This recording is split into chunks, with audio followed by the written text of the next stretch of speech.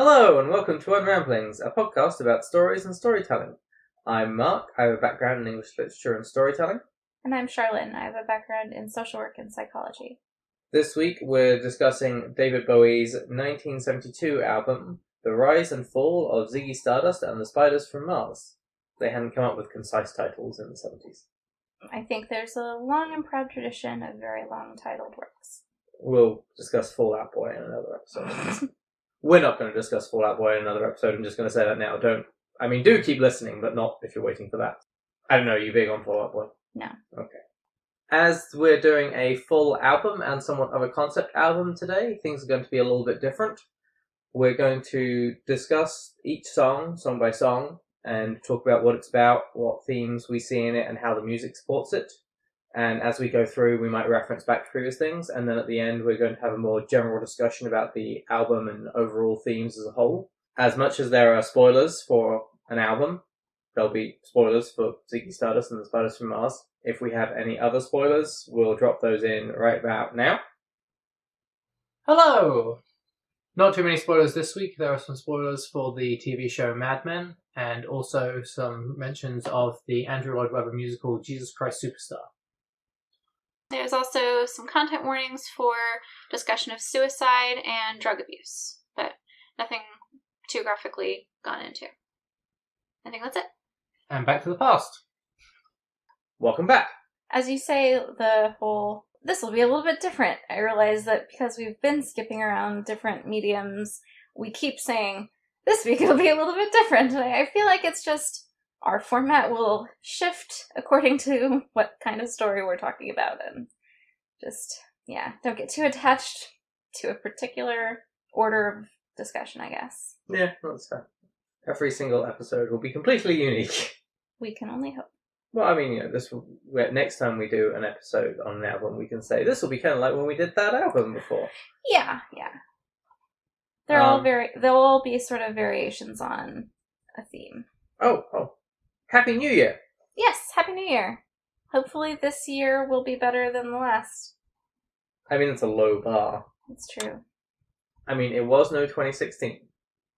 That was pretty bad too. But we got married in 2016. We did get married. And so that's pretty great. Yeah. I mean, that sort of like stopped it being entirely terrible. Everything else that happened that year was... In fact, David Bowie died. Yeah, which was pretty awful. And I still am like, we're getting new work from him. Except we are supposed to get new work from him. Just new work that he recorded prehumously? I'm not sure that's how the words work. But yes, we're just coming up on the 4-year anniversary of Bowie's death. It did come out a little bit afterwards that apparently there was a lot of work that he sort of put aside when he was recording to be released after his death or later because they didn't fit in his albums, and he was a weird dude who might put aside work and just be like, you know what, people can hear this after I'm dead. Well, apparently some of it is supposed to come out on dates correlated with different milestones of, I think, his daughter's life. So that might be part of why, it's been 4 years and we haven't had a release since Black Star. The releases may not be timed in relation to his death so much as in relation to other world events and family events. So, yeah. That's what I'm looking forward to in the apocalypse. Is that, I think that when everything starts falling apart, there will just be a quiet David Bowie release album. Mm-hmm. I feel like you would put one in there for that. They are scheduled, though. Yeah. So, anyway. Okay. Shall we get into a plot summary? Sure. Did you want to summarize, or should I? You want me to summarize it? I feel like we're going to argue about the summary. This is the problem. Okay. Well, mine's going to be super vague. Okay. Let's go with your super vague. Okay. Again, this is a concept album, and so the plot is kind of open to interpretation. We should say, with all of our episodes, what you hear is our opinion and our interpretation of the work. Everybody will have their own personal conversation when they interact with the work. This is ours. If you disagree with us, I'm sorry. We'd love to hear your thoughts. We won't necessarily change our mind. But so if we state anything as fact on here, then you're like, that's not what that means. Maybe we're wrong. You should tell us. Anyway, so in the album The Rise and Fall of Ziggy Stardust and the Spiders from Mars, Earth is doomed in 5 years, but then the alien Ziggy Stardust comes to Earth and becomes this sort of rock and roll messiah, and presumably the Earth is saved, but Ziggy Stardust also sort of goes a little mad with fame and goes a little off the rails, and at some point he either dies or is killed, and people are sad about it. That is my interpretation of what happens in this story. I think Mark has a different interpretation. I'm not convinced that Ziggy dies, but we can get into that. Okay. Okay, so I guess track 1. Am I forgetting anything? Brief summary of work? What we did to prepare? Yes. To prepare for this episode, we listened to the album.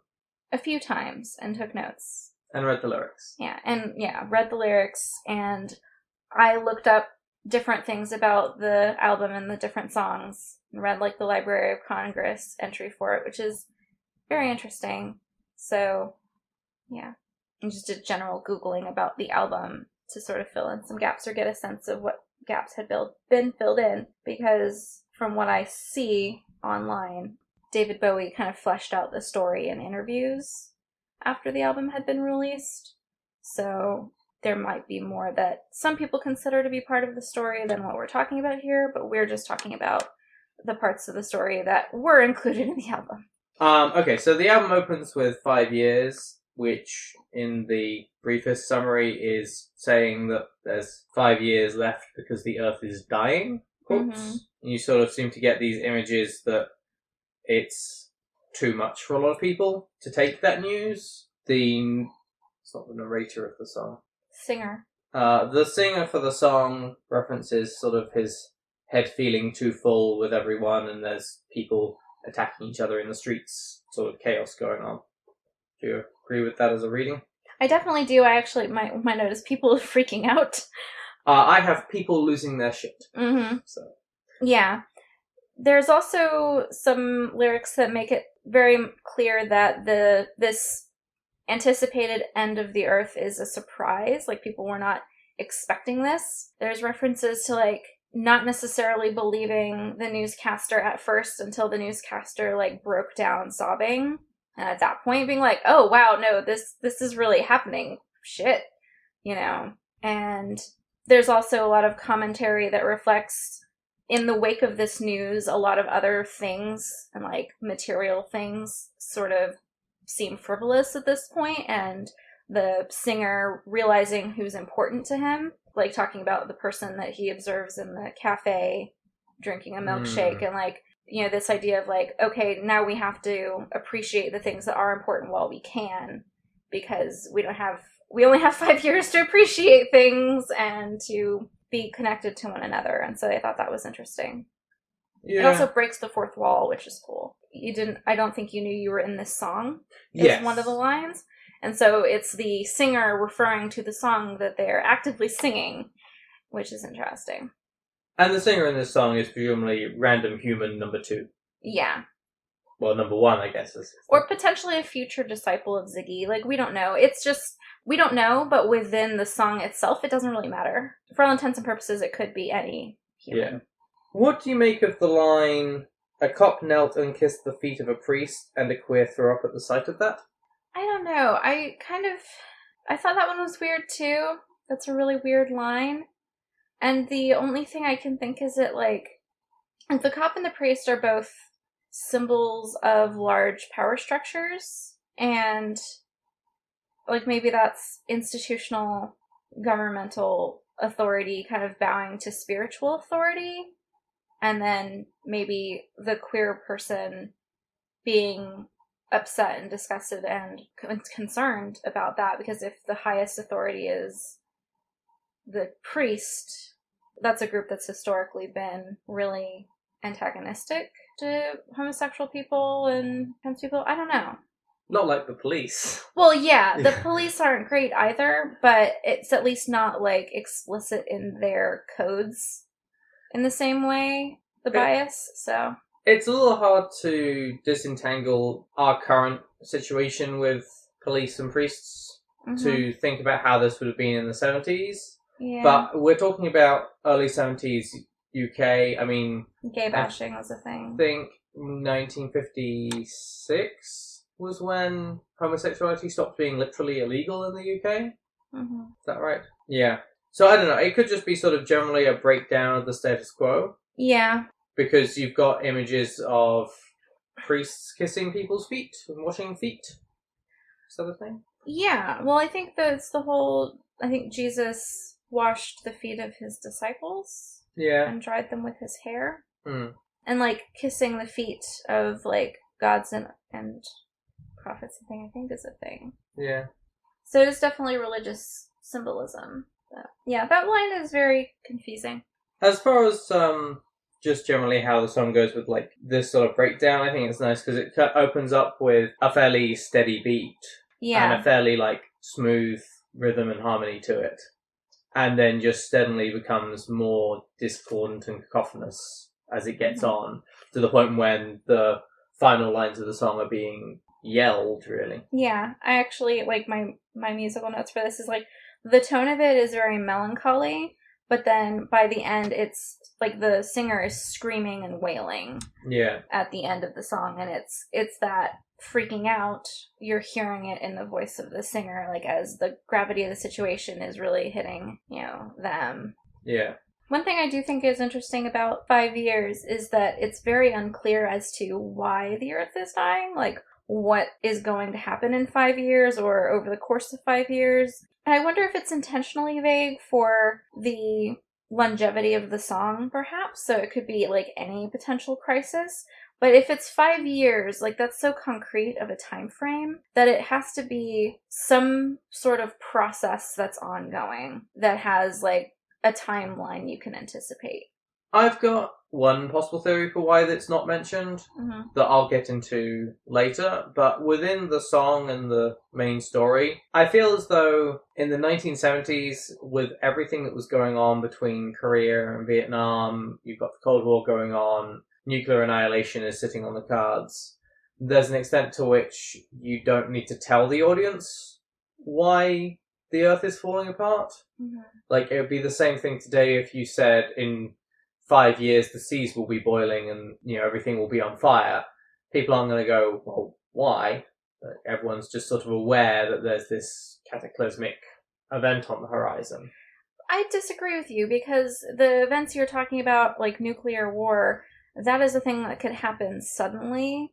It could happen tomorrow as easily as in 5 years. When you say that something is 5 years out and it's definite, to me that means that something is underway. There's a comet coming to hit the Earth, it's 5 years away, and there's nothing we can do to divert it in that time. There's some sort of, one of the things that I saw, like, I think it's the Library of Congress summary of the album, says that it's a resource shortage. Like, that's a thing you can calculate. Like, based on our consumption levels or in our consumption level trends, we're going to run out of, and what we have left, we're going to run out of resources in 5 years and no longer be able to inhabit this planet. It won't be habitable anymore. We'll be doomed. Climate change. There are a lot of timelines on that, like in certain periods of time with certain actions that we're taking.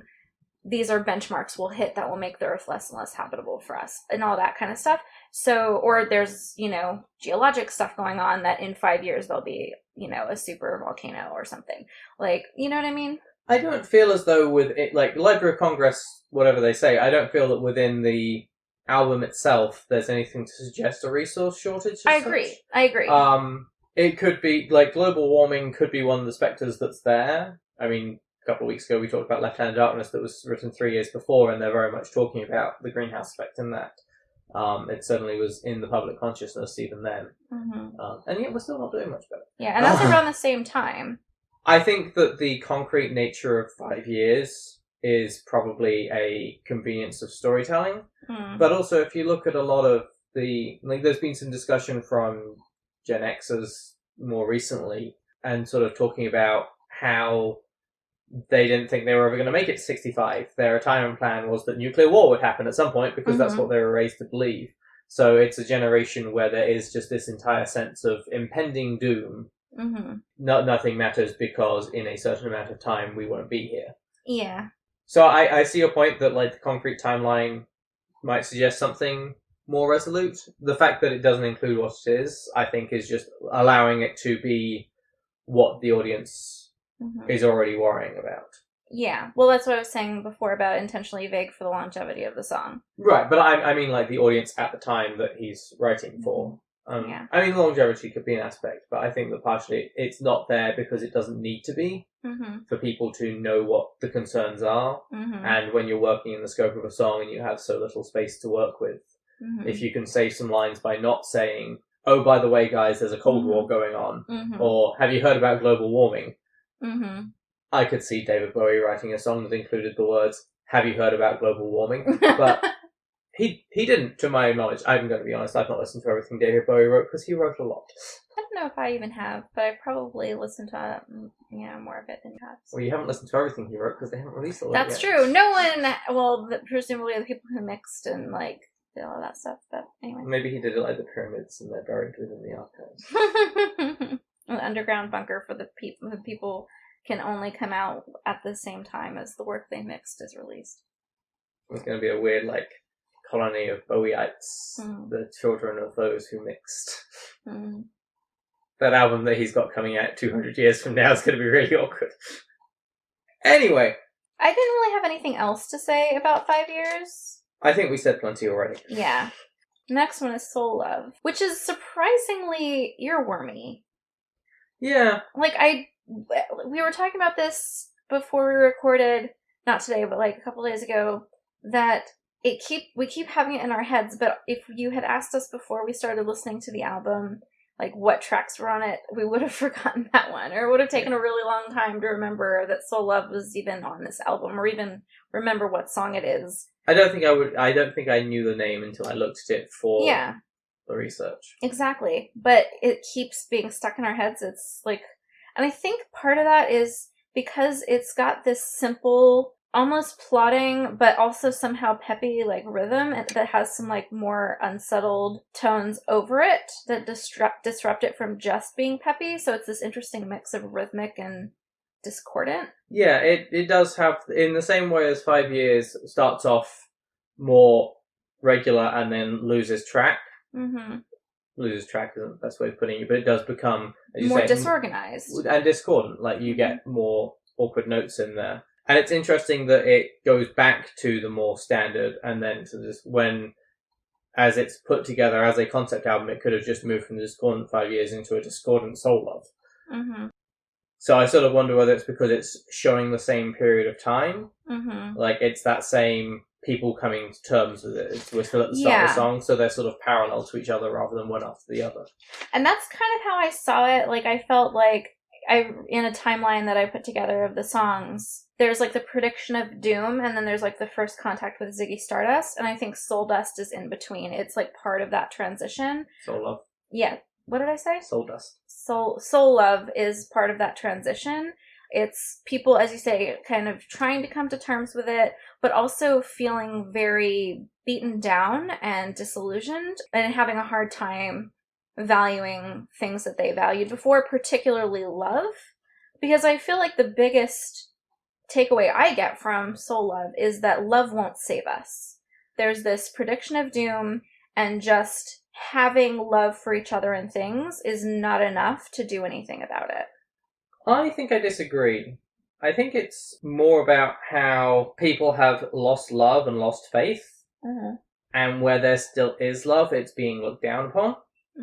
Because you have, it opens with Stone Love and the mother, like, mourning her son, who's died in some pointless war, fighting for a slogan. Which is this period of proxy wars everywhere, so I completely understand that reading. Then you have Soul Love, where you've got the priest who's thinking of God and is reaching up my loneliness of old by the blindness that surrounds him, and sort of get this idea that he feels lost and like it's not really there. But then to counteract that, in the middle you've got the new love, which is sort of a couple of teenagers who are, experiencing that first strong, like, oh, this is amazing sort of love if that makes sense. Right, but I think all of them are kind of put down in the song, including the new love. This is talking about idiocy, basically. What was the line?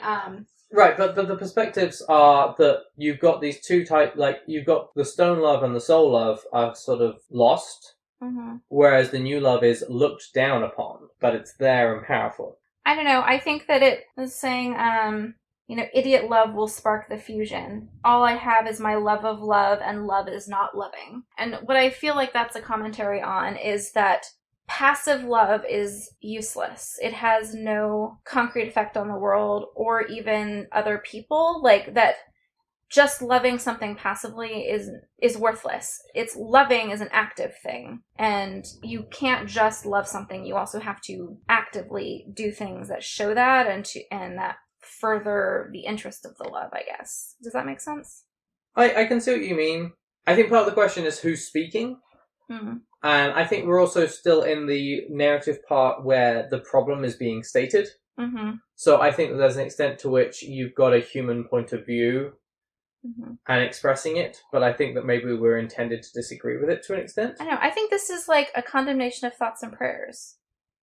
I think this is like this apathetic response to the doom that's like, well, there's nothing we can do about it. We have 5 years, and somebody else going like, well, we have each other and we can, love. And it's like, no, that doesn't, it's pointless. Love is careless and it's choosing, passes over, cross and baby. It's just like, no, just loving things still lets people die. It doesn't do anything to save anyone. Yeah. I think this song is kind of angry. Like, low-key angry. Yeah, there is an extent to that in the music as well. I think that's why it gets kind of disorganized and discordant at the end. It's like, it's frustrated. What do you make of the line, just to touch the flaming dove? I don't know. Sorry. What do you make of it? Well, I think that probably supports your theory of anger. Idiot love will spark the fusion. Inspirations have I none, just to touch the flaming dove. I don't know. I mean, it could be an indication of the narrator being somewhat jealous of the love that other people have and are expressing because they don't have people that they love in their life. They have their own inspiration and I guess like their own interests and needs, but not anything like things that consume them, passions that consume them, but not people that consume them in the same way as like the new love or the mother who's consumed by grief or the priest that's consumed by like searching his faith for meaning. Let's move on and see if it makes more sense in the context of everything. Okay, so next up is Moon Age Daydream, which is one of my favorite songs on this album. I have the note, Enter Ziggy. Yeah, this is definitely when Ziggy comes to Earth. And I do think that there's some argument for this having multiple perspectives. I've told you this before, but I think that the verses are from the alien's point of view, and particularly his struggle to find the right words to communicate with humans. Like he has a somewhat disorganized vocabulary, I think. And that is how I read some of the superficially nonsensical lyrics as like this struggle from this like database of words that you have without a real cultural context or fluency or experience using the language to get your point across in a completely different environment. And so, like, when he says, I'm the space invader, he's trying to say, I come from outer space, and I don't belong here, but he has accidentally used a term with a more aggressive connotation than he maybe meant. Things like, keep your mouth shut, you're squawking like a pink monkey bird. I think he's trying to get the human to, like, stop freaking out, or just keep it a secret that he's there, one of those. And the squawking like a pink monkey bird, like, he knows a bird is a thing that chatters, and is describing the human as like a pink monkey because we're monkey-like and white people are sort of pinkish. And that's what most of Britain is composed of. Which is obviously where aliens would land. I mean, well, it's where this one seems to have landed. And then I'm busting up my brains for the words is him even reflecting on, like, I'm having a really hard time communicating with you. I'm trying to think of the right words, but it's all sort of jumbled in my head. It's like I've just got this language ported straight into my brain, and I'm kind of sorting through it as I'm trying to talk to you. Yeah. So I thought that was kind of a really cool storytelling device. Yeah, it's interestingly done. That was really deep of me. what advice would you give to someone who aspired to be an alligator or Mama Papa coming for you? Do they need to update their lexicon? Burn. I don't, I think that really, I don't think that's a fair question, because I think that's somebody reaching into a grab bag of human words to try and explain who they are with a very limited amount of options. Their entire discussion from language dice where you roll things. Yeah. I'm a alligator.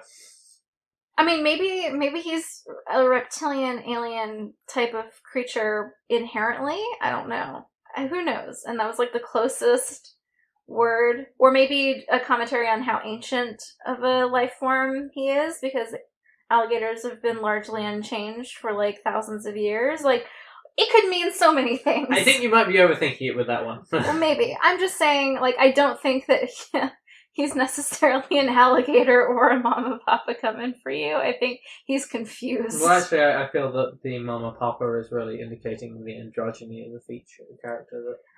I think that's a valid reading. I interpreted it as more of a protective commentary, like that he was coming to protect or, like, guide, like parents do in our society and in our species. Like, an indication of that, and which the androgyny would work for, because he's coming in this non-specific gendered parental role to guide us through this crisis. Yeah. I intended that to be a joke, and then I was like, wait, as I said it, I was like, well, maybe that is what it is. It fits with that. It's like the whole pink monkey bird thing. It's like you can kind of see where that thing that superficially sounds nonsense, is potentially reaching for a specific meaning. Yeah. That you can kind of find. I think that we start to see, like, the critique of celebrity coming in here as well. Because you have, like, Ziggy come down and immediately starts being worshipped. Unclear. But, like, you have the phrase, the Church of Man is such a holy place to be. I think that's from Ziggy's perspective. Right. Like, being so awed at being on Earth with humans. And maybe still not necessarily communicating well. But I think that's Ziggy being, like, super excited and happy about meeting humans.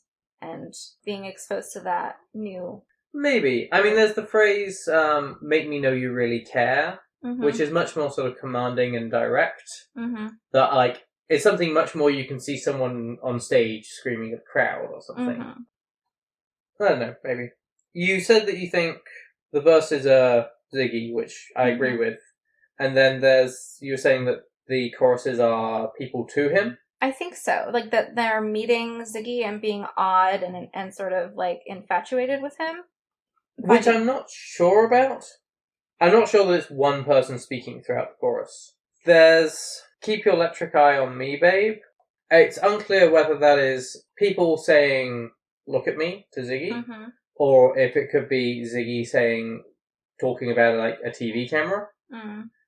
I feel like the phrase electric eye evokes sort of like 1984 George Orwell style talking about technology, where it's not got that quite full understanding on that yet. And then the phrase put your ray gun to my head seems very strange, regardless of who's saying it. It is, and that's part of why I think it's humans being in awe of the alien and, like, starting to worship him already. Yeah. Because there's, like, this cult-like impulse there of, I don't care if I die, I just want to serve you kind of idea. And just being subservient to the will of this greater being that's come from the heavens and is mysterious and beautiful. Yeah, I think that's fair. And I think that musically it has sort of this triumphant fanfare aspect to the tone. Mixed with these interesting, like, squeaks and, like, these sort of throbbing electronic sounds that are very, I don't know.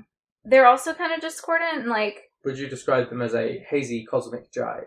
Yeah. Yes, I would. Sure. Why? Where does that come from? The next song. Oh. We'll get to it in a minute. Yeah. I think, with hazy cosmic jive. And it's, I think, meant to be alien and ethereal at the same time. Yeah. And kind of evoke this inhumanness of Ziggy. Which are the three best words to describe David Bowie. But also Electric Eye could just be a commentary on Ziggy's eyes. because in Ziggy Stardust, the song, he is described as having screwed up eyes, which indicates that his eyes are somehow weird and different from human eyes, which is also a comment on David Bowie, who had one damaged pupil that caused his pupils to always be, or most often be, different levels of dilated. So that's also an interesting autobiographical thing. But it could be an indication of Ziggy's appearance.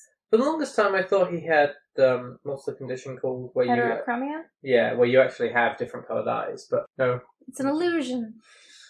Something about the pupil being expanded like that, side by side to the other one, makes you think it's a different color, but it's an optical illusion. Yeah. They were both blue. Blue or green? I think blue. But I do feel that, going back a little bit to the celebrity side of things, I'll be a rock and rollin' bitch for you, and I'm a mama papa coming for you. Like, he might not know what he's trying to say, but effectively what he's saying is, I'll be what you need me to be. Yeah. And it's sort of that weird sort of celebrity position of, you'll worship me as long as I give you what you need. And as long as you can project things onto me. Yeah. Do you want to move on to talking about Starman? Sure. Let me turn the lyric book page. So this one, I think, is definitely humans spreading the word of Ziggy Stardust. People have heard him on the radio.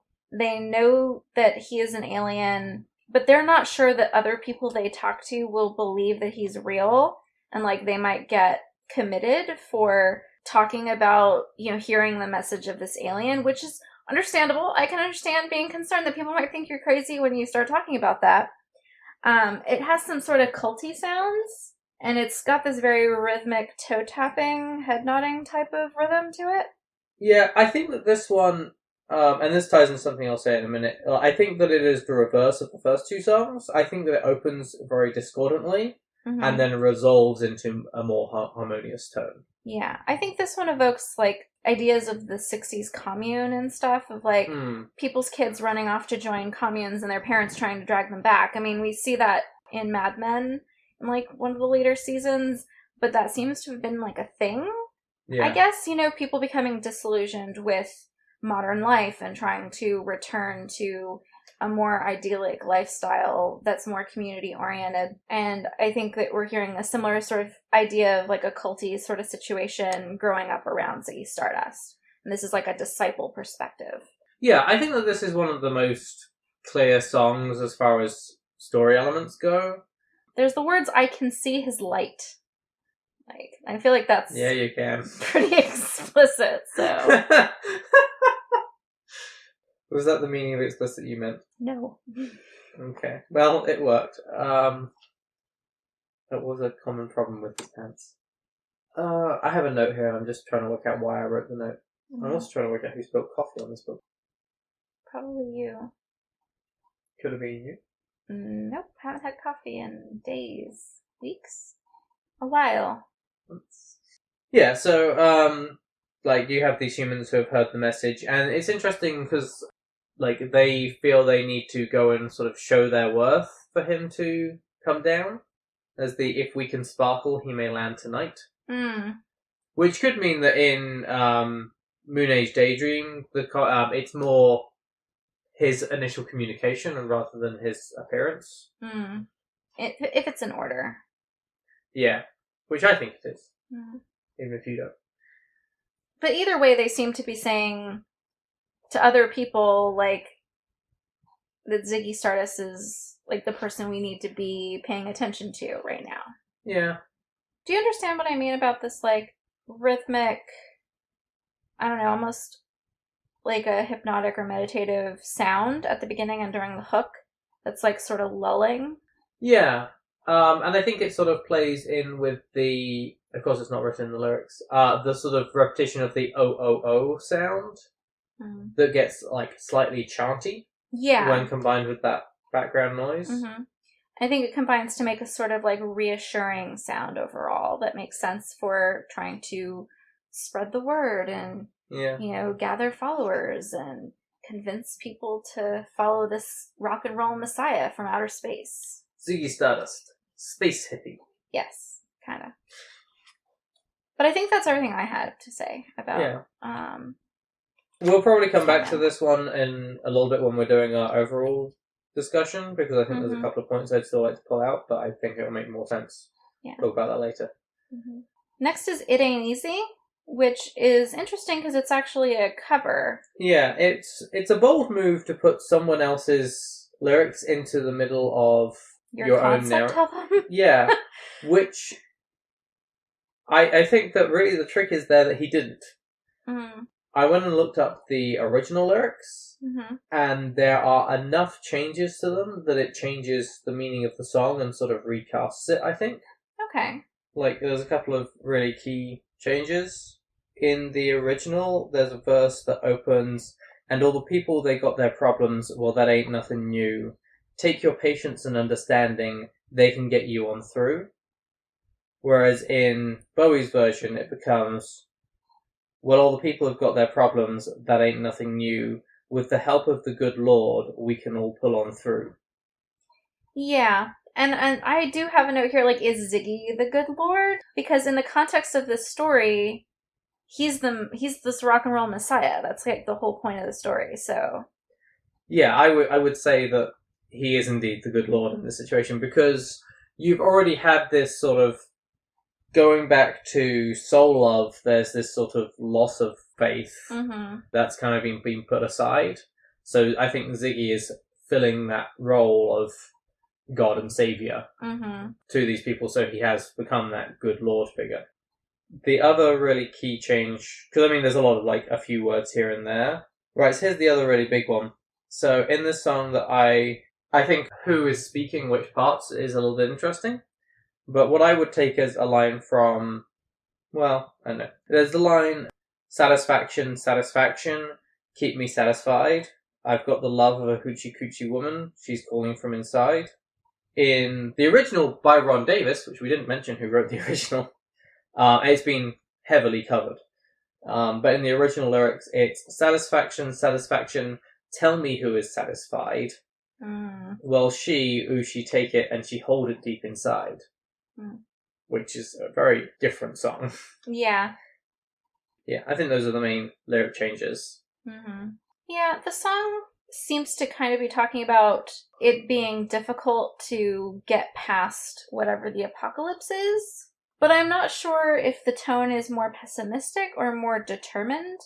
And there's definitely an aspect of encouraging people to take enjoyment where they can through the process, with the talking about satisfaction and the love of a good woman and stuff. Like, that's kind of what that sounded like to me. But I'm not sure if that's too shallow of a reading. I think that because he's using someone else's words, a shallow reading might be expected. That the key is the refrain of, it's hard to get to heaven when you're going down. Yeah. And it is that struggle.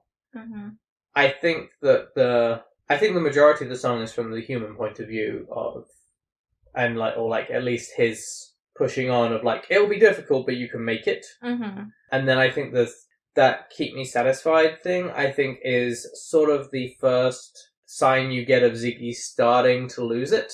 And starting to get infatuated by like sensual pleasure and things. He's starting to get a little bit egotistical and getting a little bit into hedonism. I think I said that it was from the point of view of humans, and I think I meant it's Ziggy talking to the humans. Gotcha. Let me just rearrange it. It'll be fine. You can do that in post. No, I won't. I'll get it'll be fine. Yeah, I don't think that there's a lot more to say on the words there. It does have that sort of gospel, jazzy blues type vibe to it. Later, like, I think it starts with this sort of rhythmic chiming work song rhythm that also I think works with that whole it ain't easy, you know, we kind of have to just like put our heads down, put our shoulder into it and like move. But then it kind of gets more bluesy and gospel, which works with this whole like worshipful messianic vibe. There's a word I'm looking for. You know, there's like the big church things in like during the Dust Bowl. What am I thinking of? Yeah, I know what you mean. I'm not sure what the word is, but I think I have a question mark over that because Bowie isn't American. That's true. That might be my American background influencing my reading of that. And to be, yeah, like he had traveled by this point, and like might have had an awareness of those things. I mean, he did. He toured as Ziggy in America, and by which point he would have already written the song. Right, but he famously looked at what was going on in other countries and had American rivals and things. So he probably did have an awareness and might have drawn upon that. But yeah, I mean, I was just suddenly struck that work songs and gospel music aren't really gospel music in the American South style of gospel music isn't a thing in Britain because it's the American South tradition instead. I think, as an expert on being in churches, I've been in many churches. I love pulpits. Okay. And naves, is that a part of a church? It is a part of a church. Steeples. Just you naming parts of churches. Love me some steeples. Yeah. What's up?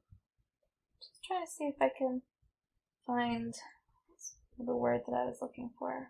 Revival. That's the word I was looking for. But that's not, I didn't actually find it looking, but yeah. But that sort of revival sound is the word I was looking for. Yeah. That makes sense. You can cut that in earlier. Mm-hmm. This is it. You correct all your own mistakes during editing and just leave me looking like an idiot. I should really listen back to these. I probably sound like a complete buffoon. I mean, I can do that if you want to. I I usually try to show the journey. There we go. But yeah, so there's definitely a working class atmosphere, though, to the music, and I think that whether the influences are American or British is immaterial. I feel like that sound comes through very clearly. Yeah. And I think that's pretty much all I wanted to say about it, Ain't Easy. Sure. Okay, so let's move on to Lady Stardust. That one opens with a sound that reminds me of Live and Let Die, and also has a lot of musical themes that just sound... It reminds me a lot of the Beatles and Elton John, and this sort of longing combination of vocal and piano. Had Live and Let Die been written at this point?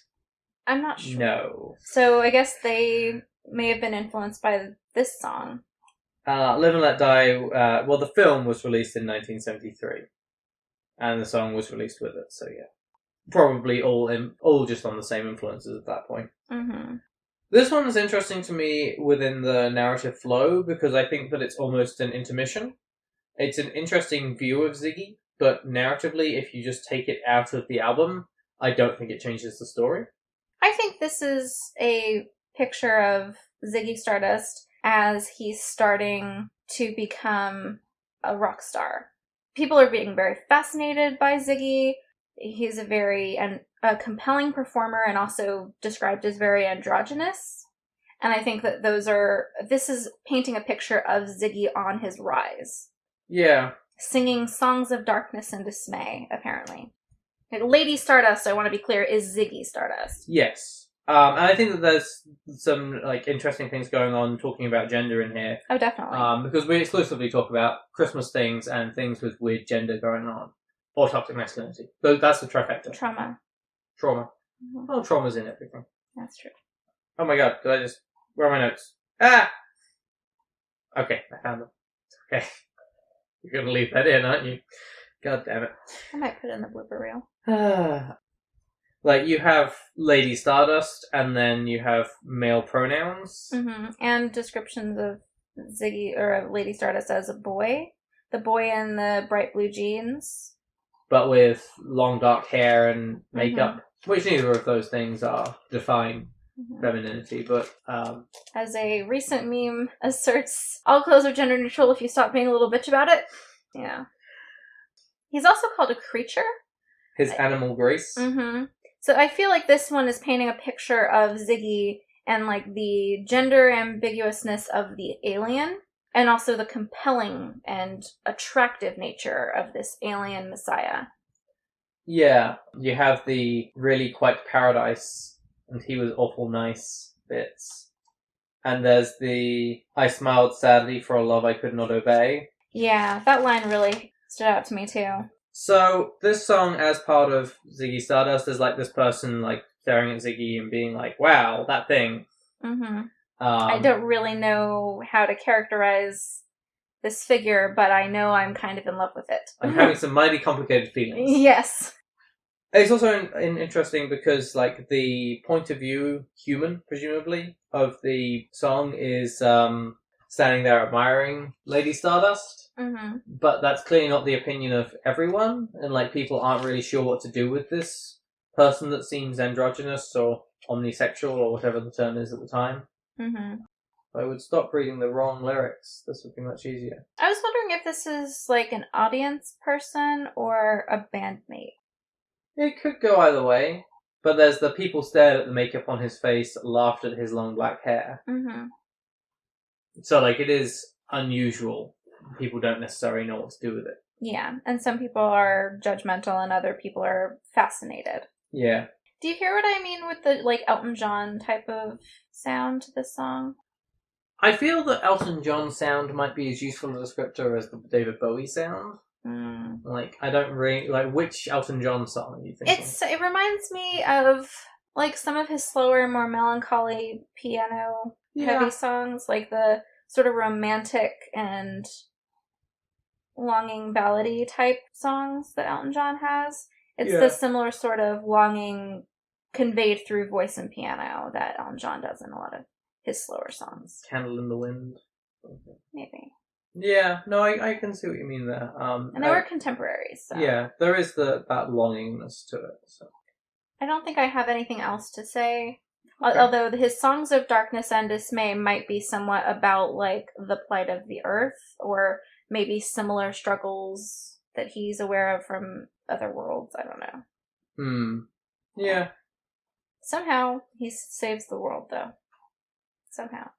Okay, so I think that we've now got the easiest song to talk about coming up, which is Star. Oh yeah, that one's clearly a commentary on kind of celebrity and the aspiration of stardom as a way to change the world and make money. Like, this is a career path that's exciting and lucrative and gives you a chance to make your stamp on the world. Yeah. It's all the people that tried to do things to change the world. Tony went to fight in Belfast. Rudy stayed at home to starve. Mm-hmm. And then I could make it all worthwhile as a rock and roll star. Like, that's how they do things. Oh, and also you make money. That's nice too. And there's the line, like, play the part in there. And I think that is interesting in the context of the way that David Bowie talks about the persona of Ziggy Stardust and other personas that he assumed throughout his career.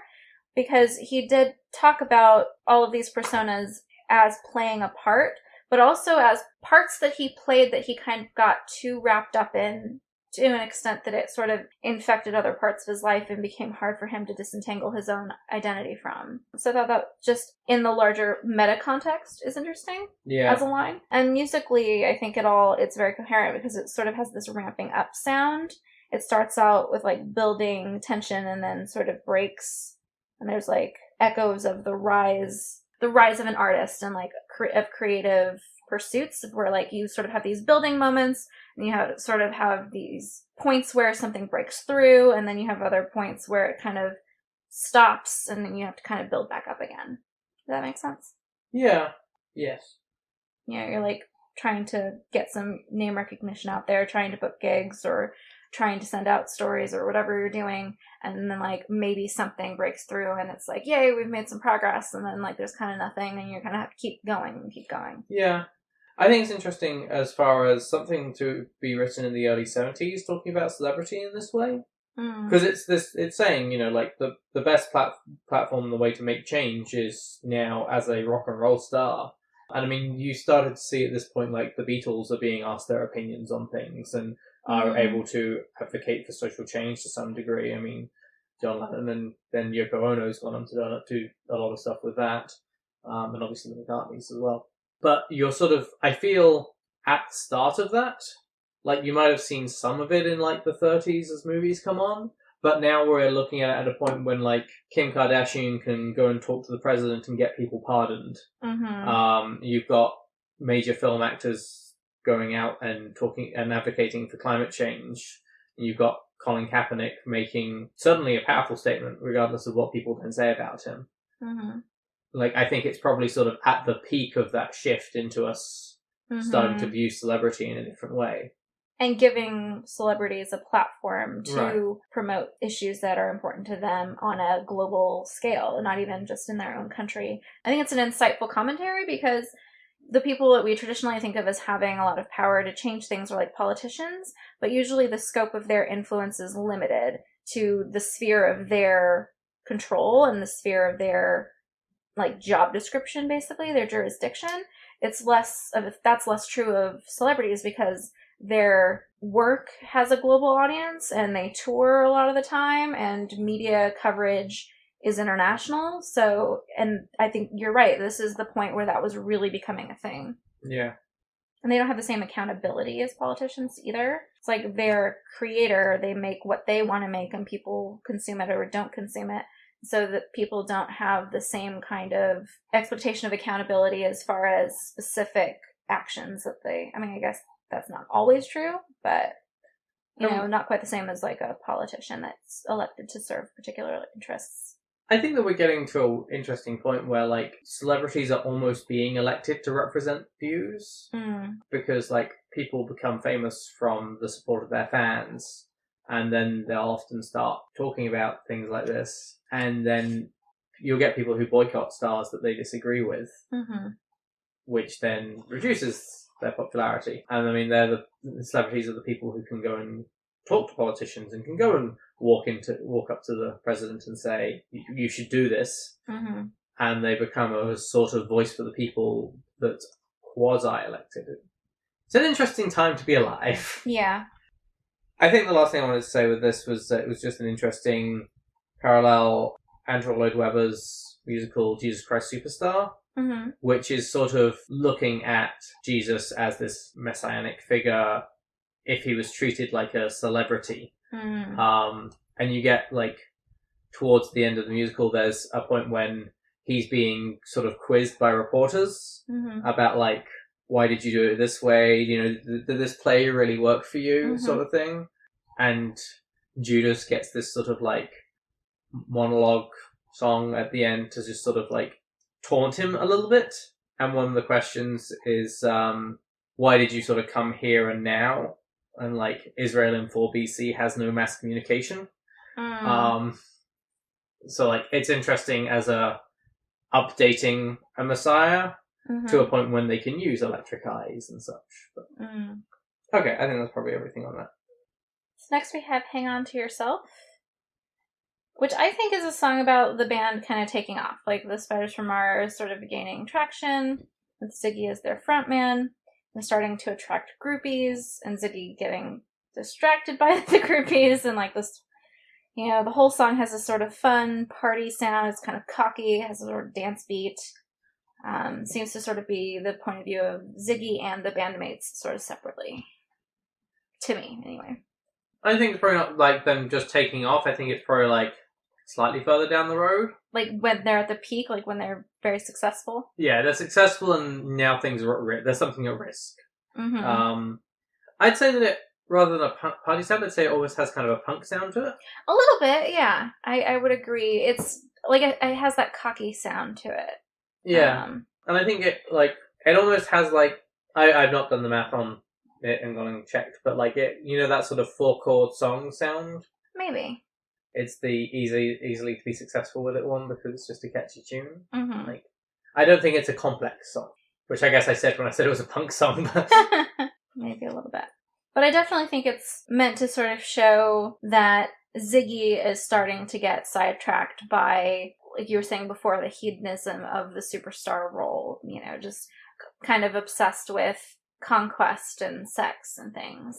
Yeah, and I think that the point of view is the Spiders from Mars, like the backing band, and they're happy that they're successful, but they sort of see the fragility of it. Yeah. And they're concerned that, like, they recognize that they're the backing band, and it's become Ziggy and the band. Like, they're bitter about it. There's the whole, like, the bitter comes out better on a stolen guitar. But they perhaps recognize that, like, beyond the actual playing, they don't have the same talent as Ziggy. Because there's, like, we can't dance, don't talk much, just ball and play. And then there's the, like, very, I think, sort of on-the-nose reference to, like, Messiah and Disciples thing, when there's the line, "You're the blessed, we're the spiders from Mars." Mm-hmm. I feel like it's almost, we're just the spiders from Mars at that point. Yeah. Kind of like... You're starting to see the jealousy come through a little that really shows up in Ziggy Stardust, the song, which is next. Yeah. I just noticed that you referenced back in Ziggy Stardust... You mean Lady Stardust? No, the first song was Ziggy, what's it called? Moon Age Daydream. Mm. You mentioned back in Moon Age Daydream that they talk about seeing his light. Mm-hmm. And then in this one, it's the line is that they're coming to the show tonight praying to the light machine. Mm. Yeah, and so you're definitely seeing this picture of these beyond adoring fans. There is a cult-like following that's sprung up around this band, and particularly their frontman.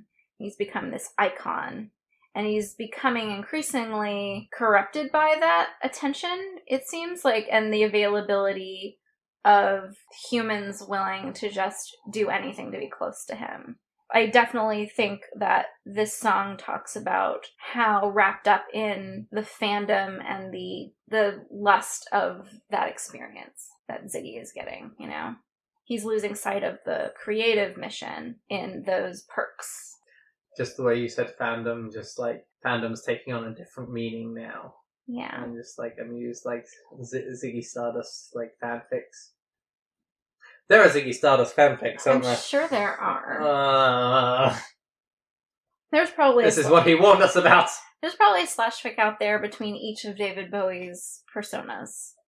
And we'll link to them in the show notes. No, we won't, because we're not going to go down the rabbit hole to even find them. But you feel free. And when you find them, don't tell us about them. Yeah.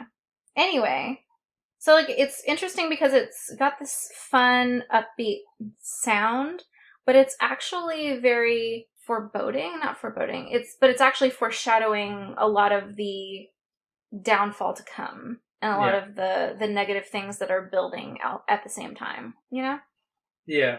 I think it's a pretty cut and dried song though. Yeah. Okay. And then the song that, if you don't know any other songs from this album, you probably know this one, the semi-titular song, Ziggy Stardust. I feel like it's either this one or Moon Age Daydream. Yeah, probably. Or Suffragette City.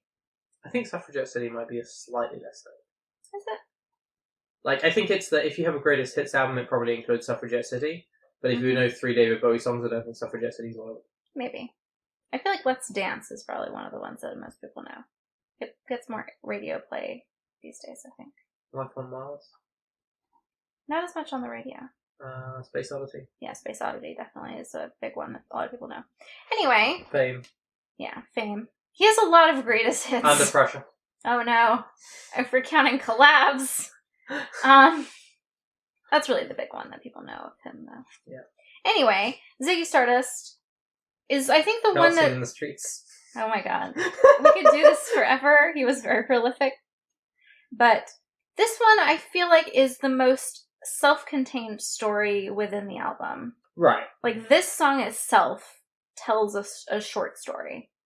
And this is where we start arguing, right? Yes, I think so. Because this one, I think we agree, is the eulogy of the band of Ziggy in one way or another. Yes, it's certainly a eulogy. They're talking about who he was. Yes. As a star, as a bandmate, as a sex icon. What sex symbol? That's the word. A sex icon. Is that like you have a little shrine and you have your icons? That's just... And they're just all hot people? I don't know. No. Just David Bowie in his labyrinth pants? Yeah. Okay. But yeah, talking about like... It's a candle. Who he was. Did you have to be able to see the light? Oh my god, really? You can cut that. Okay. But anyway, like, he's talking about how great of a performer he was and how jealous they were also. It's a snapshot of what was going on at the peak of their fame, and also them sort of talking about his downfall, but in kind of vague terms. They're very clear that he was essential to the band's success, and they were jealous. Yeah. Which, I mean, coming straight off of the previous song makes a lot of sense. Mm-hmm. They use past tense to talk about Ziggy consistently and say the kids had killed the man. Like, when the kids had killed the man, I had to break up the band. which to me is pretty clear that Ziggy died somehow, and also that he was so essential to their success they couldn't go on without him as their frontman. I think that especially when you look at the rest of the album, taking the song as itself, I can see your point of view of the kids killed the man. Mm-hmm. But I think within the album as a whole, like, there's a fairly solid argument for that being metaphorical killed the man he was. Like, the kids being those fans that distracted him from what he was supposed to be focused on. And that it's, to them, the person they knew is gone. Mm-hmm. That he became sort of a victim of his own success and lost sight of the creative vision in, just the hedonistic exploits. Yeah. Which, it's an interesting song for Bowie to have written about his own persona. Yeah. Both from the point of view of, like, he got kind of carried away and it stopped being about the music and started being about the fans, and also from the point of view of, like, he just wrote a song about how well hung he was, and how he had God-given ass. And I mean, I suppose you have to be mildly narcissistic to be successful as a celebrity, but still, it seems like new ground. If there's weird jingling on this recording, it's because one of my cats is sitting in my lap. Misty is insisting on pets right now, so She has a collar. It definitely follows through on this, like, eulogy atmosphere with the music. Like, there are these drum beats. It's like the drum rolls at a funeral, and they sort of fade out at the end. Like when military give a tribute at a funeral and things, and, like, there's a slow progression with a sort of wailing sound in the background during lots of it. The vocals are very sad and wistful, and even the vocals start with a sigh before the lyrics even come in. Well, there's like it's interesting. Oh yeah first, and then a sigh. Yeah. Which I thought was interesting. Yeah. It's all very sad and sounds very guilty, and it reminds me of the stories people tell at, like, a wake. Yeah. Where you're trying to tell stories that they're not even always stories that cast the dead in a positive light, but they make people laugh and they remind people of who that person was. Yeah. And I think that's part of why they're including their jealousy and, like, some of the fights that they had, or allude to some of the fights that they had. And it's like, yeah, we got really jealous and we talked about crushing his hands that one time. Like, things got kind of messed up there for a while, but he was a great guy. Like, so beautiful in all of these very specific ways.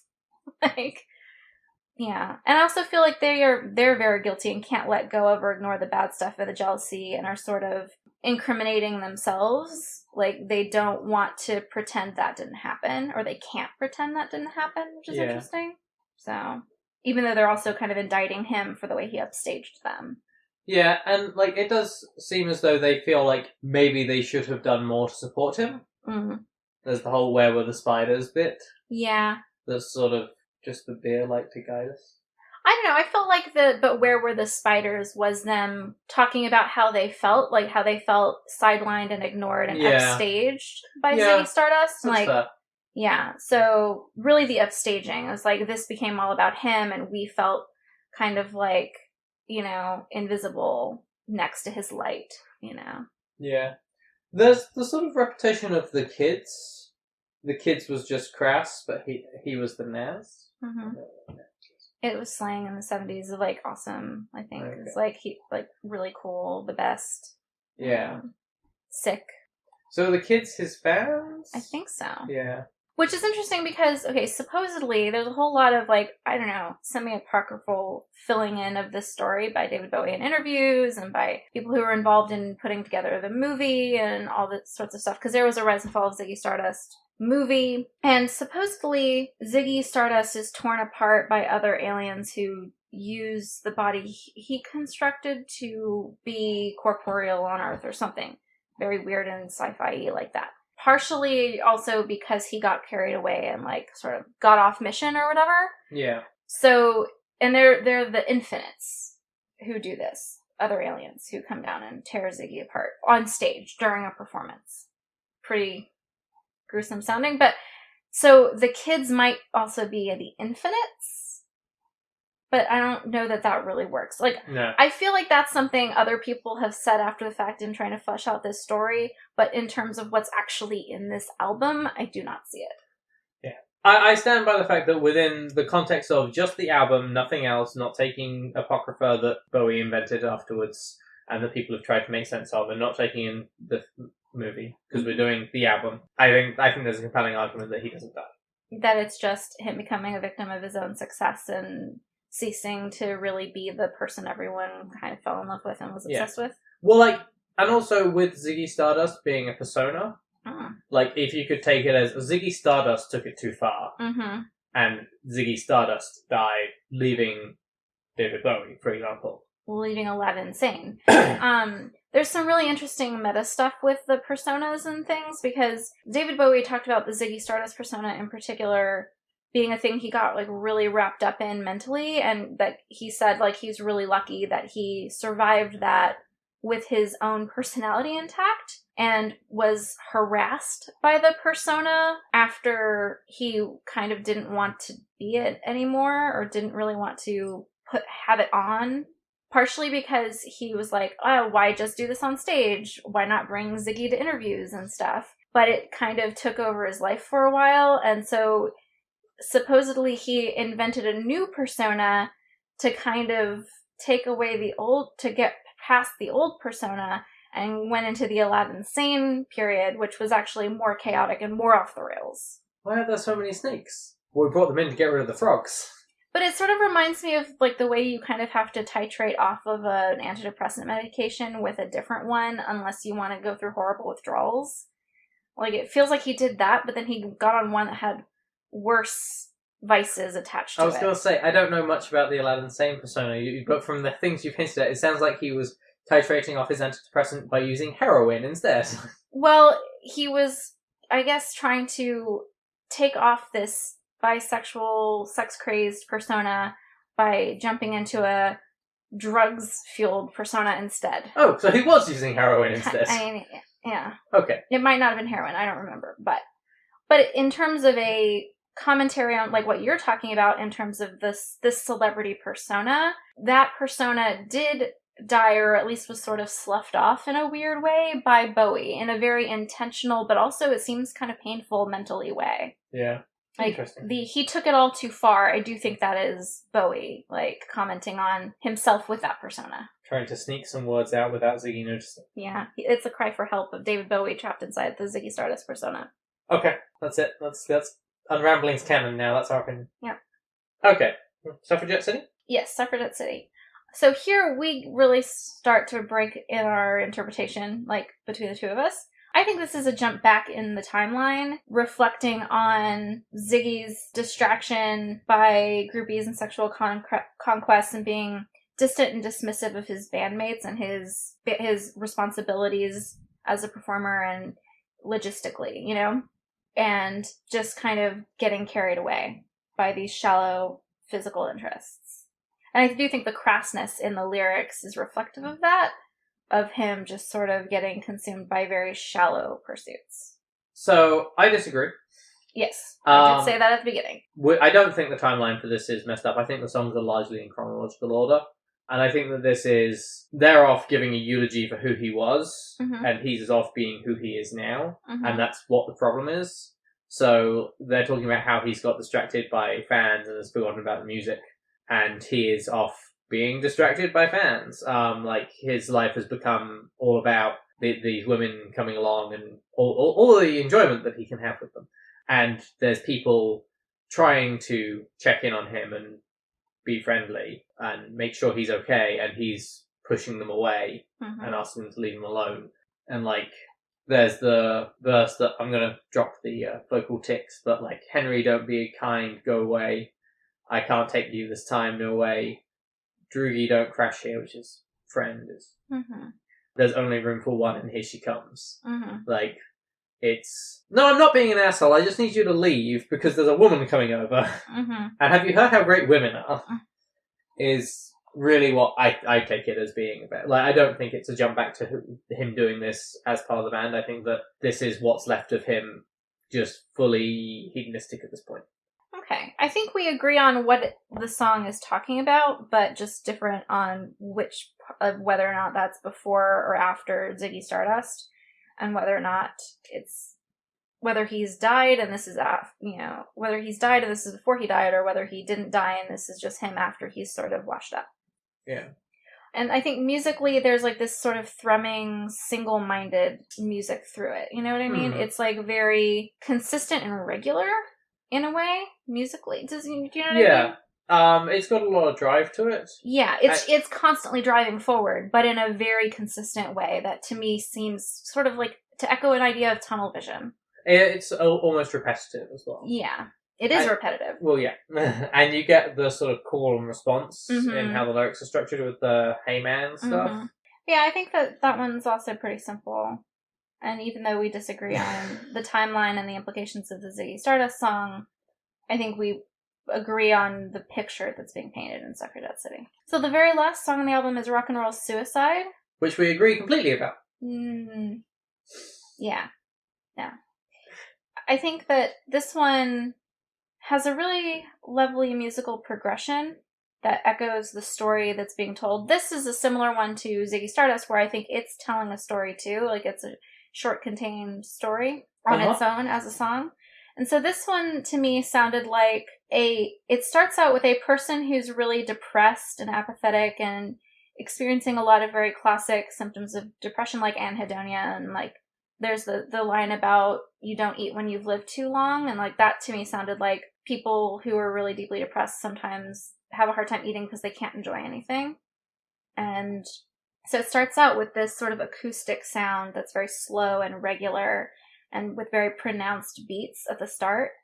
And as it progresses, a band comes in and like the bass builds along with the refrains of "You're Not Alone," which I felt was really beautiful, like a really beautiful interplay musically with the story.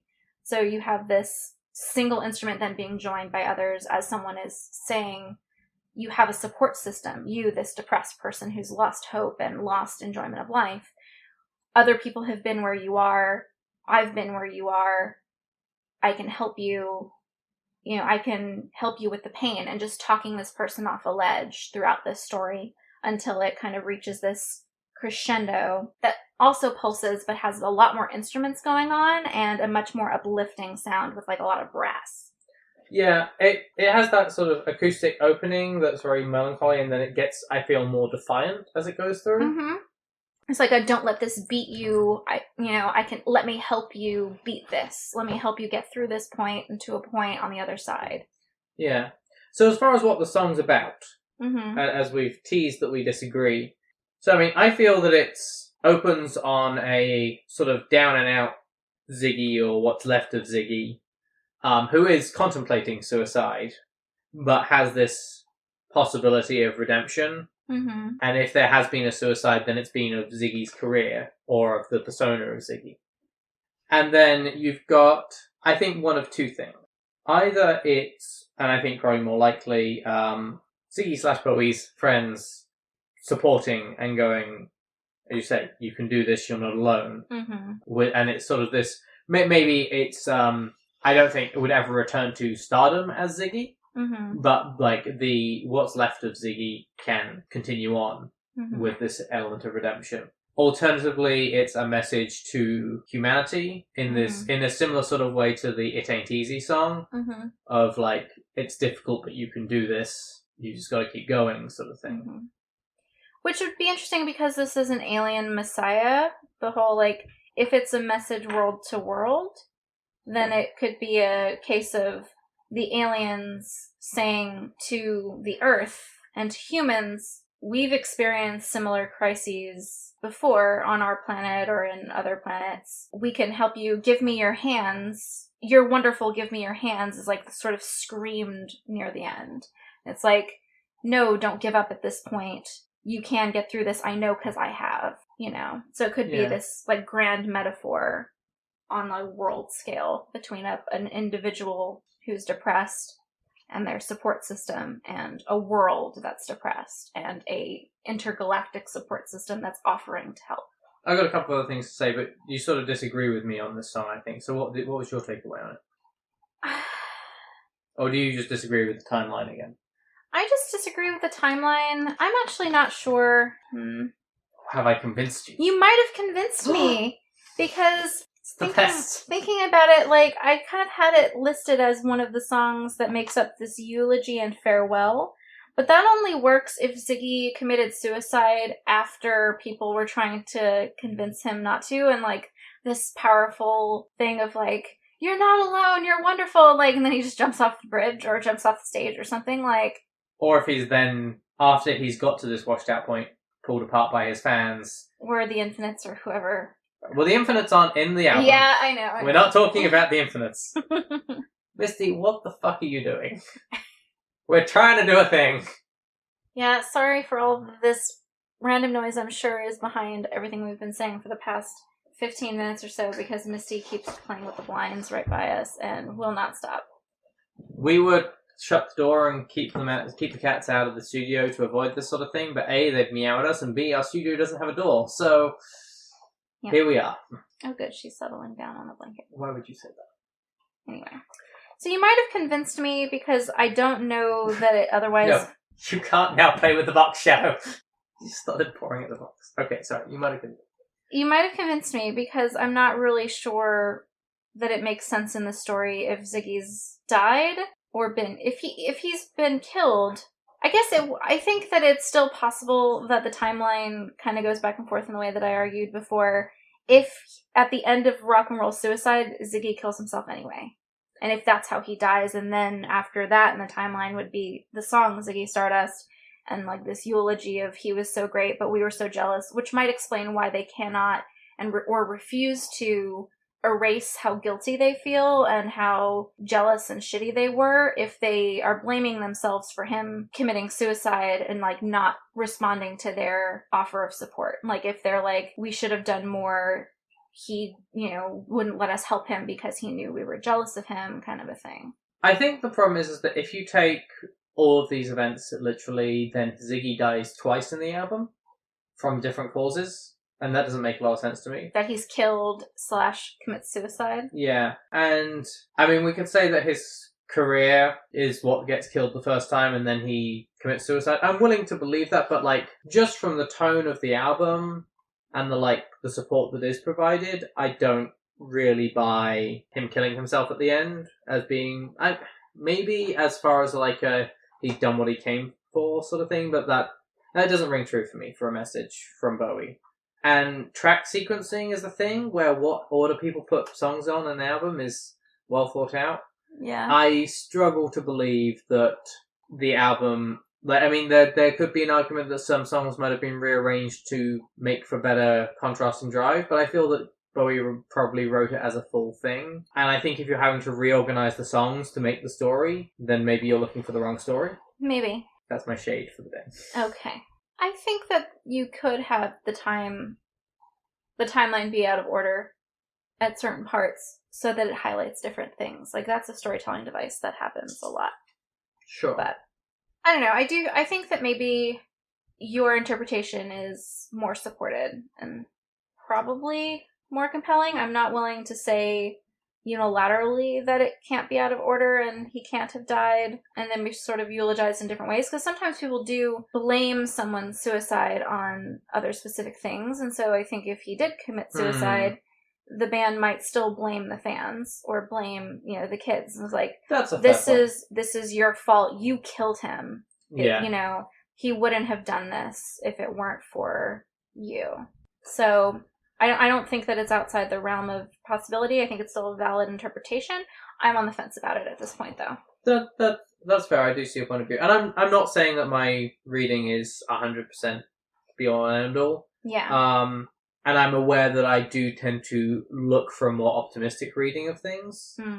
I think the last thing I want to say about this as a song before we look at the full thing is, which will probably be a shorter thing, is I think it's interesting that time seems to have agency in this. Whereas the characters maybe less so. Because it opens with Time takes a cigarette. Oh, yeah, you're right.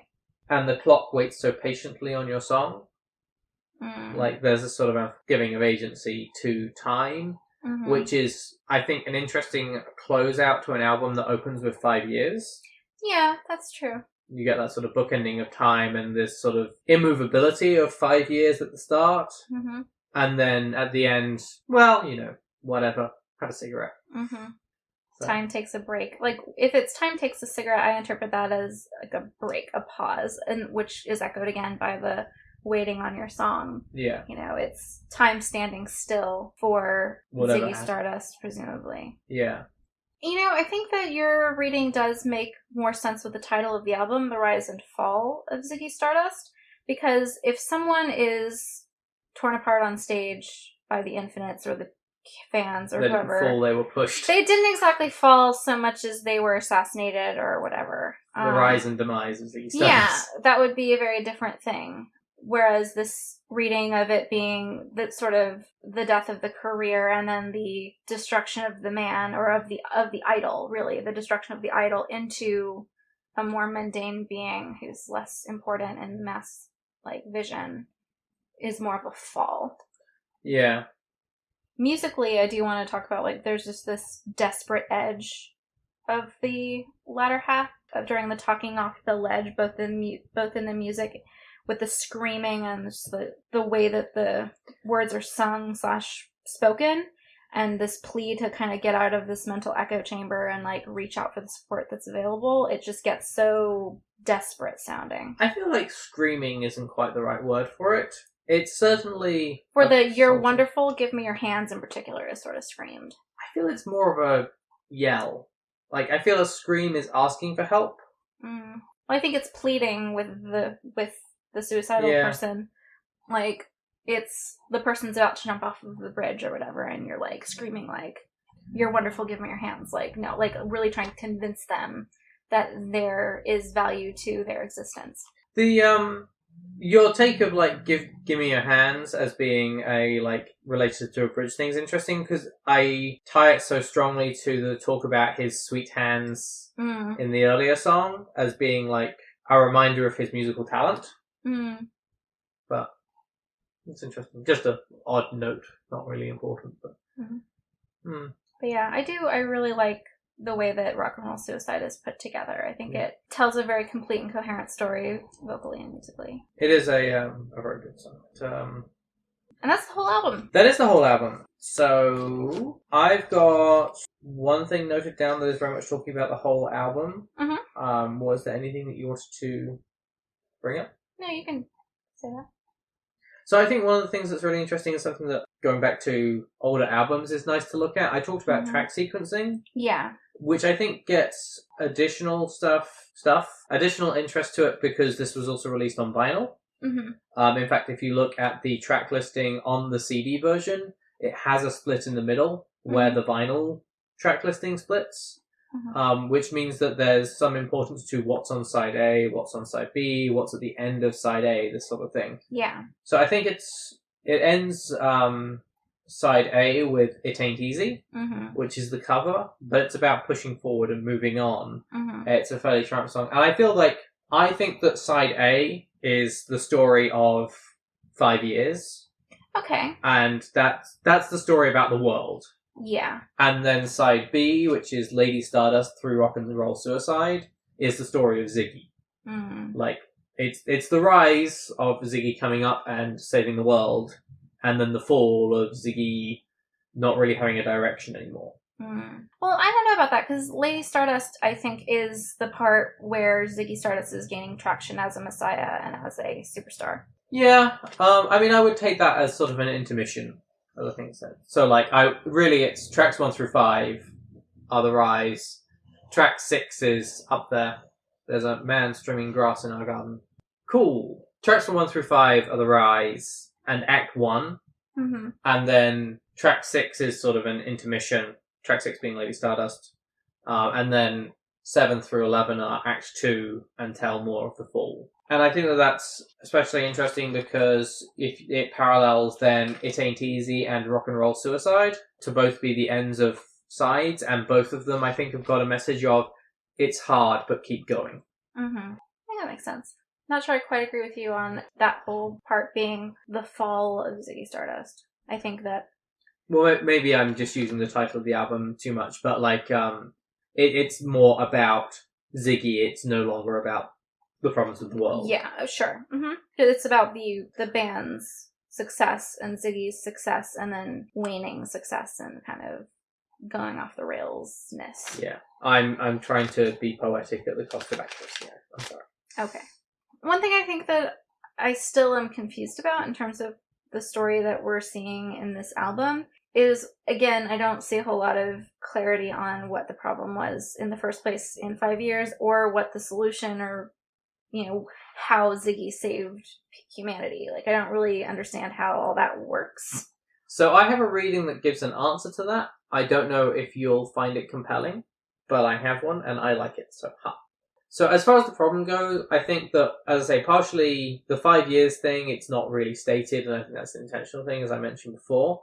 But I think that it's also stated in Soul Love, where there's this sort of the youth and like this new love era idea is being put down, is part of the problem. Wait, that new love is the problem, or it being put down as the problem? It being put down is the problem. It being like, oh, it's idiot love. Like, whatever. I think that the entire problem is resolved in track 4 of the album, which is Starman. In the chorus, there's the message that he has sent down, his hazy cosmic jive. The teenagers that are hearing his message in the chorus say, he told me, let the children lose it, let the children use it, let all the children boogie. Which, I mean, the use of the word boogie in there does undercut the deeper meaning, I feel. But I think it's saying, like, sort of believe in the youth and, like, empower them and listen to them. Don't put them down and ignore them. The children are the future, sort of thing. Which I can see you looking at me skeptically, but I have evidence to support this, because he wrote a song a year before this. Changes? Called Changes, which I should have pulled the quote up for. I find it very upsetting that if you type Changes lyrics into Google, the version that it gives you is by XXX Temptation, and I don't know who or what that is, but it's not what I wanted. So Changes from a year before, like, which contains the lines that have been mass circulated in the past couple of years, particularly most recently alongside images of Greta Thunberg, which is, and these children that you spit on as they try to change their worlds are immune to your consultations, they're quite aware of what they're going through.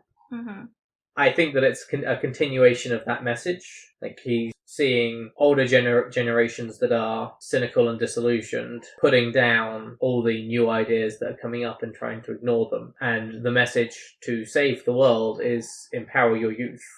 Like, listen to the new ideas that are coming up and challenge the status quo. Okay. I can see that. And that would also explain, like, why it's very unclear as to how he himself, as a rock and roll messiah, alien person, saved the world. It's not, he didn't. He empowered the youth through, like, this huge fan base that he was able to gather through this cult of celebrity and his compelling androgyny and universal appeal to get that message to mounds and mounds of youth, who then, in mass, went and changed the world. And then in his lyrical changes to It Ain't Easy, when he's saying it ain't easy to get there, it's not the good Lord will save us, it's the good Lord will help us. Like, Ziggy Stardust is not doing it for you, but pointing out what you need to do to empower you to do it yourself. Okay. That's my read on it. It doesn't explain what the crisis was, but you said it's already ambiguous there on purpose. And there's the apocryphal stuff about it being a resource shortage, but... Well, I think it's... You're talking about a period of, like... If you're talking about what are you empowering the youth to do, and what are the youth doing in the 70s, they're marching anti-war protests.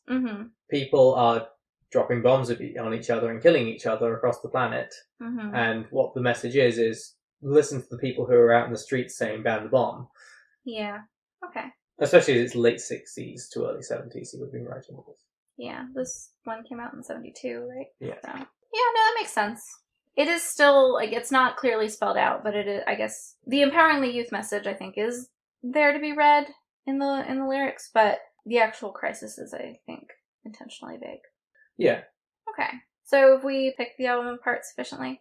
Any themes that you want to talk about? Any gender, sexuality stuff you want to talk about? Well, I think we did talk about that a little bit. Like, Ziggy Stardust as a persona and as depicted in the music was this androgynous, larger-than-life figure with an appeal that was defiant of gender lines. And he's described in, like, stuff about the album as omnisexual or bisexual. And so, like, seems to have been very prolific with his sexuality. And that's something that was true of Bowie in this persona. And it is interesting because Bowie has then, like, gone on the record as saying that he himself isn't bisexual and does not have any sexual interest in men, that was purely part of that persona, which is interesting because it kind of begs the question on, like, when someone's telling you conflicting things with their words and their actions, you know, where's the truth, you know? And if this is a persona you made and you assumed in all aspects of your life for several years, is it really not you in a way? There's some complicated issues with identity there, especially because I'm hesitant to ascribe a label to someone that they themselves have disavowed.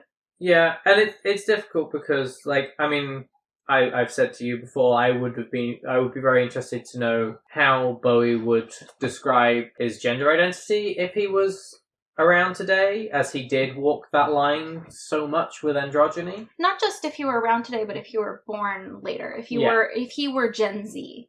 Or millennial, yeah. Where he would sit on that line. Having been born in the 50s? I think so. Yes, because he was like 28 when he did this album, which is still just annoying. Having been born in the 50s in a world where sexuality is still being criminalized and gender identity isn't even a question that is in any way mainstream, was still a question. But not mainstream. Yeah. Like, I think some of the contradictions that come from him might stem from that, but at the same time, it might just be that he was an extremely odd person who explored a lot of different avenues. Mm-hmm. It may have been more about asking the question or bringing up the issue to other people, even if it wasn't something personally compelling for him as a human. Like, even if he didn't have questions about his gender identity or sexuality, he may have just wanted people to think about it as a thing. Yeah. I mean, if you think he was contemporary with Queen and other artists who were openly or not openly homosexual, and, you know, I think drag culture was really starting to gain traction in this period as well. Like, he may have just wanted to put those issues center stage, even if they weren't central to his own understanding of his own identity. I don't know. Depending on what you mean by drag culture, I mean, that's something that within the gay scene dates back a decent amount further than that. Because there were certainly people with drag personas in the 30s. You just had to go to the right clubs. Mm-hmm. Well, I mean, issues of gender were, you know, being investigated in the 30s as well. There's a history of a trans woman spy for the French in the 1800s. But anyway, or at least intersex, if not further. But okay, anything else you want to talk about whole album-wise? I don't think so. Okay. Is there anything else that you want to talk about whole album-wise? No, I think we did a fairly good job of, like, referring back as we went through. I hope that we didn't repeat ourselves too much. Okay, so I think the big question here is, what is the story primarily about? Is it more about the world and the problems in it, or is it more about telling a story about celebrity and perhaps an autobiographical look at Bowie? I do think it's definitely about both. I think it's using the one to do the other. I think it's using this allegorical narrative of a rock and roll messiah to illustrate both the platform of celebrity as it was growing in the 70s and the cost of celebrity, or the difficulties of this thing that seems so great. And it's like that too much of a good thing kind of a situation where a lot of people aren't going to take you seriously or kind of be dismissive of you if you say your problem is that you have too much fame and attention and fans. And it's like, no, yeah, it sounds narcissistic and ridiculous, but they are actually real problems when it comes to trying to maintain any sort of mental equilibrium, keep your ego in check, and keep sight of what's actually valuable in life. It's like first world problems, sure, but they're still problems, I guess. There's a really great clip from an interview with Bowie where he's saying, you know, people always think it must be really great to be a rock star and married to a supermodel, and I have to tell you, it is! Yes! With this big shit-eating grin. Yes. And I don't think he's trying to deny that these things are awesome. I think he's really showing, though, how easy it is to get carried away and to get brought down by your own success, ultimately, with the portrait of Ziggy's downfall. Yeah. I'm inclined to say that there is a weighting towards it being about celebrity and perhaps about Bowie to an extent. I think that the first half of the album is weighted towards talking about the world, and then the second half is weighted towards talking about celebrity. But I think that it's the celebrity is the stronger line that runs through both parts of it, and I think that's corroborated by the fact that Ziggy is a thing that goes throughout the plot, and as I say, I think the world issues are solved by song 4, maybe 5. But also the fact that, as you say, the problem isn't stated for what's going on with the world. That's left as a little bit more nebulous, whereas we get a pretty full picture for the issues of celebrity and the advantages of celebrity. You can make a difference as a celebrity, but if you get carried away and there's a lot of temptations, then you can end up in some dark places. Yeah. If you get worshipped like a god, you need to remember that you aren't. Right. Okay. Like, even some of the songs that I didn't think were necessarily clear commentaries of celebrity, I was looking up the lyrics to It Ain't Easy because it was a cover and the lyrics weren't included. And there was some stuff that was saying, oh, this song is about being a struggling artist, about the kind of slog period of time before you kind of break through. And so I think there's definitely some bits of that earlier, too, where it's still kind of a commentary on celebrity a little. And same thing with like Moon Age Daydream and Starman, of just it's like still sort of hinting at the platform and like this larger than life role that celebrities have in our culture. I can't really see a good argument for 5 years being a commentary on celebrity, but so I think there's something to your idea of like the first half is less about that. Yeah. Should have saved the conversation about the vinyl structure for this part, shouldn't I? Yeah, I think it's fine. Yeah. Okay. So a smaller big question than usual. Yeah.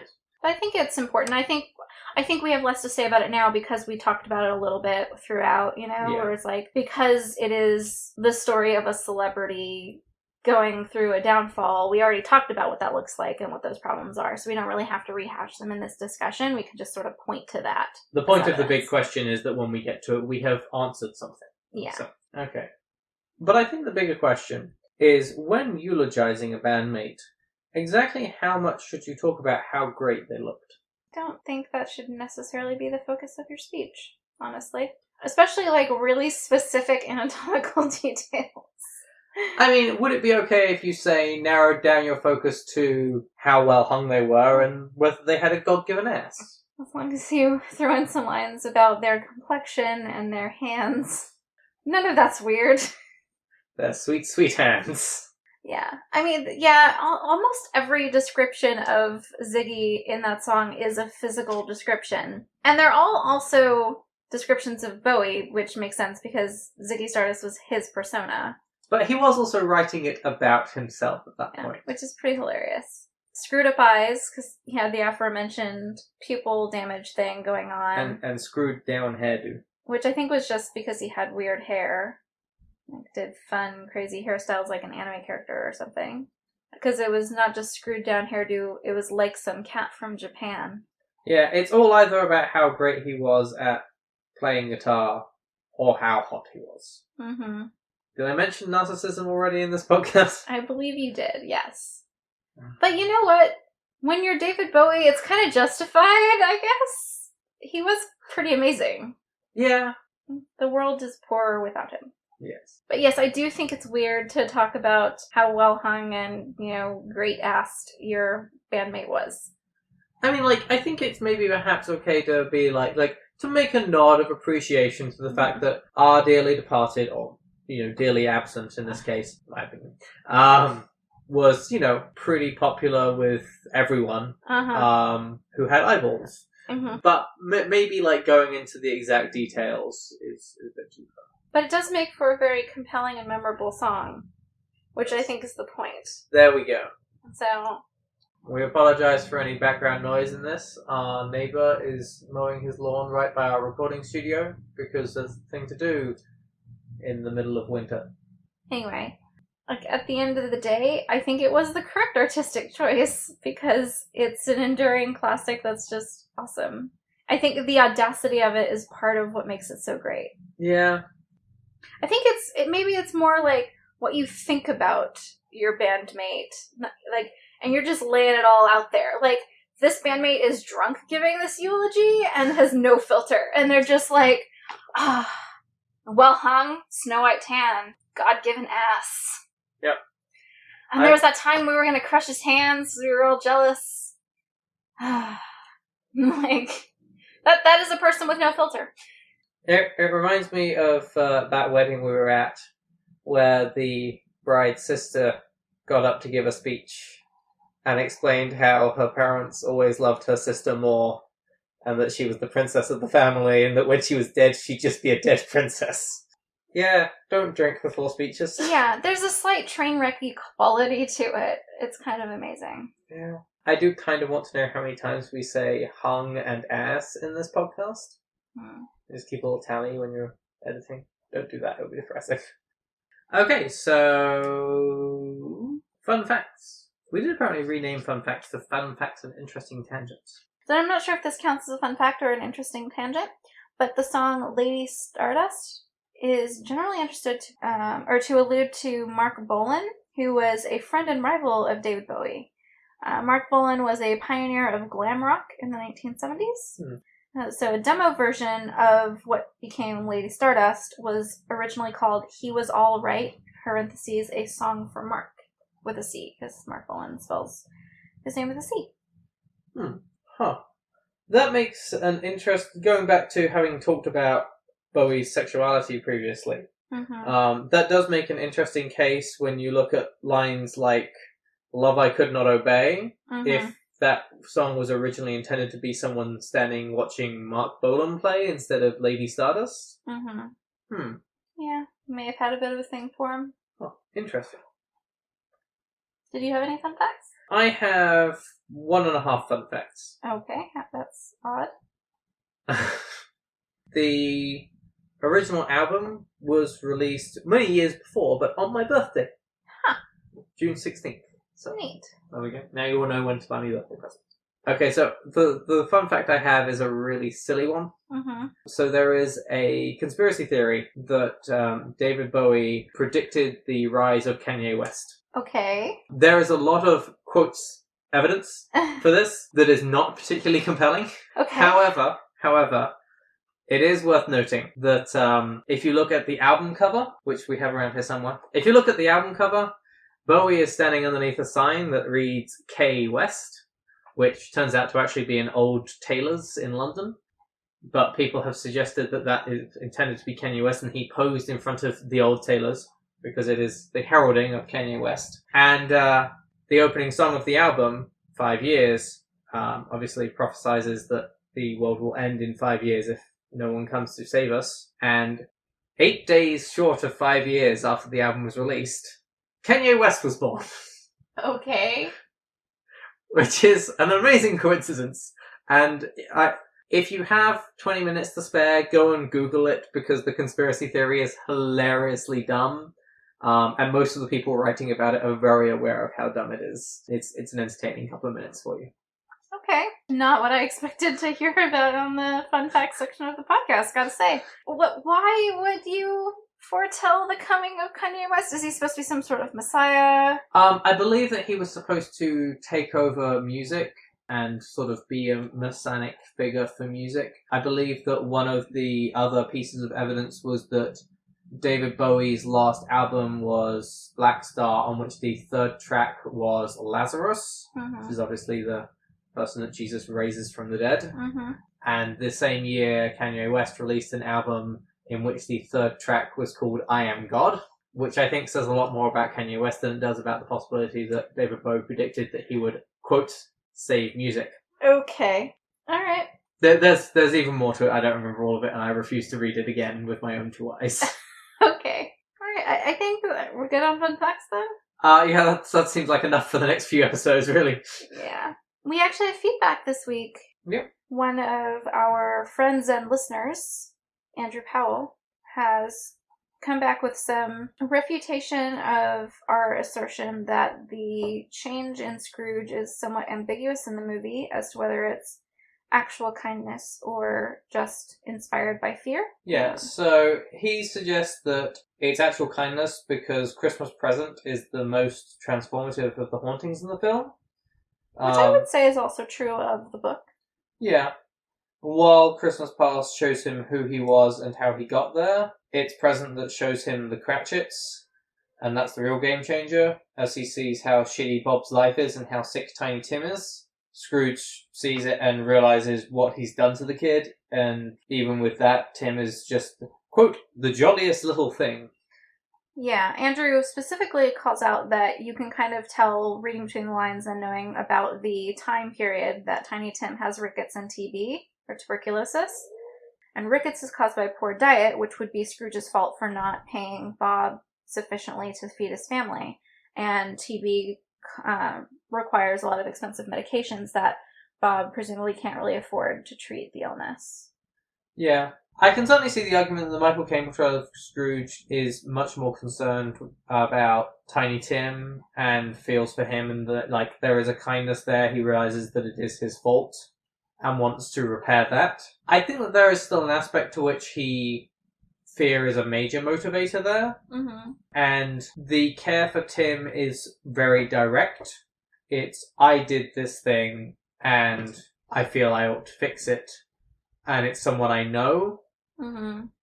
Whereas I feel in the book it's a more blanket everyone. I mean, in the film he still gives to charity, etc., etc. But I think that we see a more broad, I should be better to people in general. Mm-hmm. Especially with things like his old boss and things. Yeah. As opposed to, I should be better to people I know that have some sort of effect on my life. Mm-hmm. So I think it's a valid point, and perhaps we were a little bit unfair. I still think that the book does a better job of showing it as you should be kind because you should be kind, rather than you should be kind because otherwise no one will care that you're dead.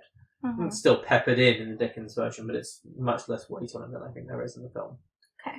Andrew also added an addendum to my commentary on the dead nails. I had mentioned that the phrase dead as a doornail comes from the fact they used to make doors by hammering nails through planks and then bending them over so that they couldn't be pulled out, and that's why they were dead. He has added that they can't be reused if they've been bent over, which, yes, but also that it's this was particularly important because nails were incredibly expensive at the time, just because they were extremely hard to make as a blacksmith, and it would actually get to a point where families who are in extreme financial complications might actually burn down their homes and sift through the ashes for the nails to sell them, which certainly sounds extreme. Yeah. Huh. Okay, I think that is our feedback. Did you have any other late thoughts or anything? I don't think so. Okay. I think that is it for this week then. Mm-hmm. We had said in our previous episode that the episode after this one would be Veronica Mars. If you haven't seen our social media post, it turns out that was a lie. We're actually going to do The Big Sleep next week and then Veronica Mars the week afterwards, because I looked at our schedule and realised it was dumb to do it the other way around when Veronica Mars draws to a certain extent upon the things set up by Raymond Chandler's The Big Sleep. So we're talking about The Big Sleep by Raymond Chandler next week, which will be fun because that means that I've got to reread it and Charlyn's got to read it between now and then, and we only own one copy. In the meantime, you can find us on social media on Facebook and Instagram at Unramblings, on Twitter at UnramblingsPod, and you can message us with ideas for future episodes, feedback, questions, complaints, anything really. Recipes. Take some recipes. To unramblingspodcast@gmail.com. And please feel free to continue the discussion either on any of our social media pages or just by using the hashtag Unramblings, and we will try and chime in. Thanks for listening to Unramblings. We hope that you will join us next week. Do you want to say bye too? Oh my gosh, our cats have been so loud during this recording.